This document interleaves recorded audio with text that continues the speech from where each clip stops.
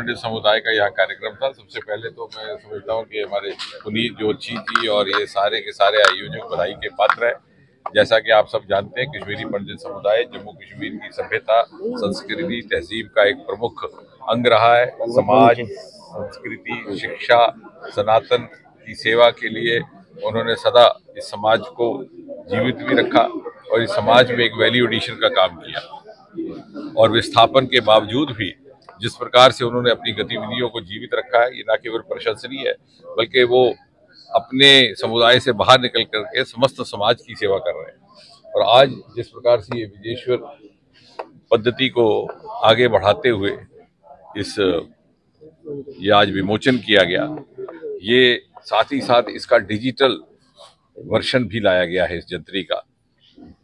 और मैं तो ये कहूँगा कि जैसे मोदी जी कहते हैं कि हमारा जो प्राचीन ज्ञान है, ट्रेडिशनल नॉलेज, उसको किस प्रकार से आधुनिक टेक्नोलॉजी से जोड़ करके एक मिश्रण तैयार किया जाए और उसका सदुपयोग किया जाए, उसकी एक बेहतरीन मिसाल आज इन आयोजकों के द्वारा हुई है।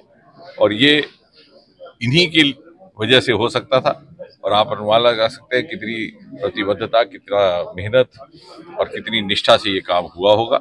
और मुझे विश्वास है कि आने वाले समय में भी जब अगले 25 वर्ष में भारत विकास की एक तीव्र गति से यात्रा पर निकल चल रहा है, तो कश्मीरी पंडित समुदाय जिसको सदा अपनी जहानत, अपनी दानिशुरी और अपनी बुद्धिजीवी होने के नाते एक ख्याति प्राप्त है, एक स्थान प्राप्त है, वो अपनी भूमिका निभा करके भारत के उस स्वप्न को और वरिष्ठ जो मोदी जी बार बार कहते हैं विकसित भारत की कल्पना को पूरा करने में अपना योगदान देंगे।